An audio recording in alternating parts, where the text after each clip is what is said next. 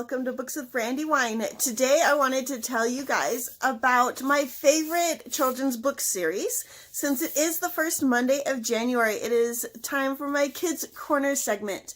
So we will be discussing this series here. It is the What Do You Do series. I think that's, yeah, I'm pretty sure that's the name of the series.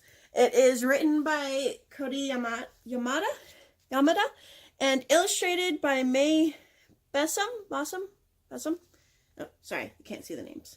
I want you to say names. So I'm not sure the order that these came out in. I bought them one at a time, but I don't remember what order. But they are What Do You Do with a Problem? What Do You Do with an Idea? And What Do You Do with a Chance? I love this series because it is beautiful and whimsical, and I feel like all three of the issues that it brings up are problems that not only children, but all of us face. And the way that the main character, this little boy, faces each of them, I think is a lesson that we can all learn in how to deal with our problems and our ideas and our chances. So one of the things I loved is that each of those things, the problem, the chance, and the idea, are all physical things. So for a problem, it starts out as the storm that gets bigger and bigger. Like, as you see on the cover, it ends up getting so big that it's blowing him away. And it's a physical thing, this problem that he has, until he finally realizes that it is an opportunity. And that all problems are opportunities. And then it turns into this beautiful golden thing. That's another thing I like about the books, is they all start out in like black and white, purplish grayscale, and then they turn into these bright, golden, colorful pages. And so, like, even with the idea, it was this physical little egg. And the same thing with each of them. He avoids them at first because he doesn't know what to do about them. And he's afraid of how other people are going to react to them in some cases. And so he usually starts out that way, and then slowly he'll realize how awesome they are, and then he'll start to cultivate them until they become something awesome. So, like, in the case of the idea, it ends up changing the world and becoming a part of the world. And that's the other thing, too. He goes through his whole adventure, and then at the very end, he addresses the audience in the book, and he's like, what will you do with a chance? What will you do with an opportunity? And so, for the chance is a physical thing, too. And it looks like this little ribbon butterfly thing. And he avoids all of his chances, and he eventually realizes that he's not seeing them anymore. And he finally realizes that he wants to see them. And it's really cool because he does this whole, like, preparation thing. Like, this kid is awesome. Like, check out that flag. Like, it's like a compass flag. Like, this kid is hardcore. And so he finally decides that he's going to go after the chance. And then if he ever sees one again, he's going to be prepared. And that's when he sees the one that's on the cover. That's the huge, bright chance. And it ends up being this huge, wonderful thing. And he realizes that he has to take all of his chances. But that was another thing that I really liked about the book, is that it talked about being prepared. And there was a phrase that they mentioned earlier today. The people that I was with. What did they mention? What did they say?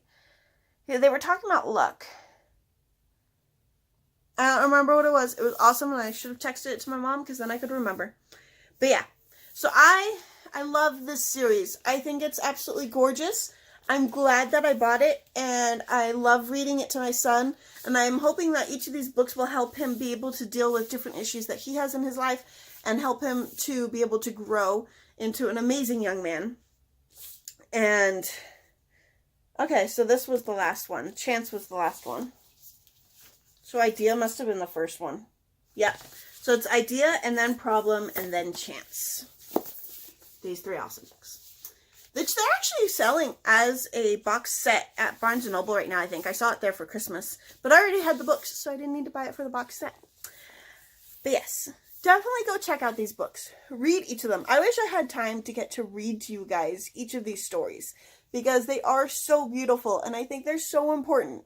And even if you just don't have any kids, go and get them anyway, because they're just, I think they're really, really good, like, lessons for each of us. And I think even as adults, we need to hear these messages, especially when he was talking about with a chance and with an idea, he would show them to other people. And he was really worried about how people would react And some of them did react badly. Some of them did laugh. But he did it anyway. And I think that's a problem that a lot of people have in BookTube. I keep seeing it on YouTube. I know I certainly would get embarrassed. But, yeah. And I love it when he's like, I almost listened to them. And then he says, but then I realized, what do they really know? This is my idea, I thought. No one knows it like I do. And it's okay if it's different and weird and maybe a little crazy. I decided to protect it, to care for it. I fed it good food. I worked with it. I played with it. But most of all, I gave it my attention. I love the picture. But I mean, like, how important is that? Like, even adults need that message. Like, I love the messages in these books, and I think it's so important, even to us adults. So, if you have kids, go and buy it. If you have kids anywhere in your life, nieces or nephews, or just, like, kids that you somehow interact with, whether you're a teacher, most of us have some sort of interaction with kids. I'd say go and get these books and share it with them. Because there are a lot of really good books out there, right, especially right now, for embracing who you are and doing the best that you can and not ditching your dreams.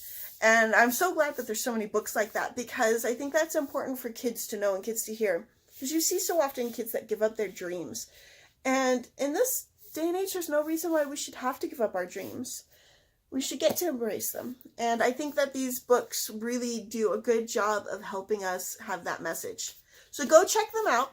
I will put links underneath in the description box for links to the authors if I can find any. But I love these books. Go check them out. Go see them. They are awesome.